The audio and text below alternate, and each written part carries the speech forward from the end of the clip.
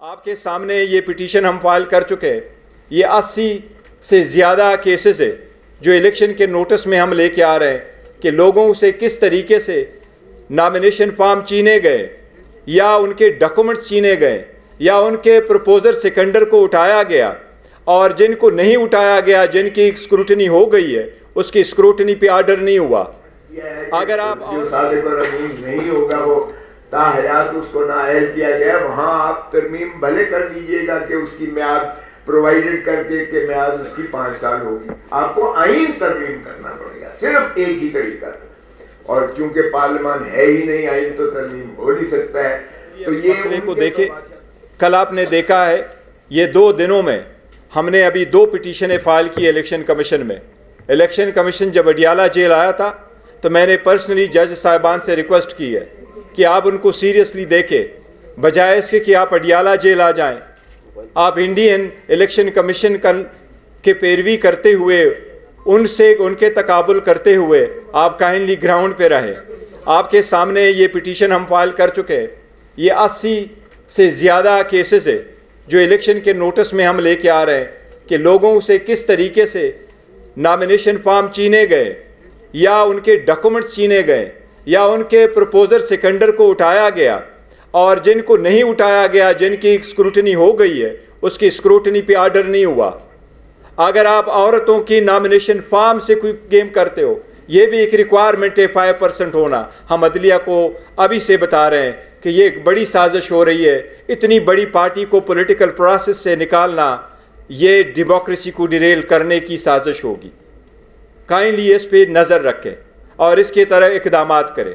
جس طریقے سے شاہ محمود قریشی صاحب کو روکا گیا، جس طریقے سے اس کو ڈیل کیا گیا، جس طریقے سے اس کو رات ایک ٹھنڈے کمرے میں رکھا گیا، یہ سارے اس پولیٹیکل پارٹی کو اور اس کی لیڈرشپ پہ پریشر ڈالے اور ٹیررائز کرانے کے لیے ساری ایک سازش ہو رہی ہے.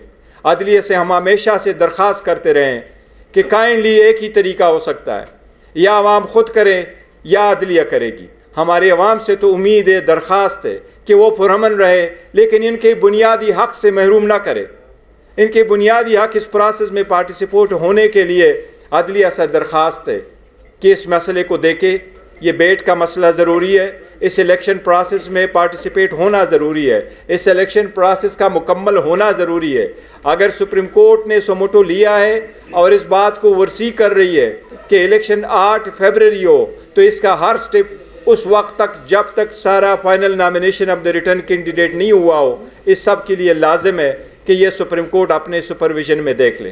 آپ سب کا شکریہ. کوسا صاحب کچھ کہنا چاہیں گے تو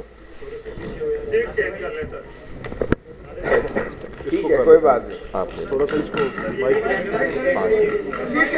آ جائے. ٹھیک ہے، ایک منٹ آپ چھوڑ دیں.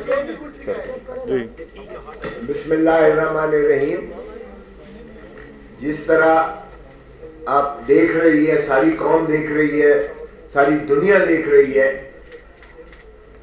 ایک مفرور شخص کو جو سزا یافتہ تھا، جس طرح سے اسے ہیتھرو ایئرپورٹ پر ہمارے ایمبیسڈر نے سی آف کیا، وہ بھی تاریخ میں ایک لکھا جائے گا. جن کو گرفتار کر کے ڈپورٹ کرنا اس کا فرض تھا، اس کو وہ ریسیپشن کر کے وہاں چھوڑنے جاتا ہے.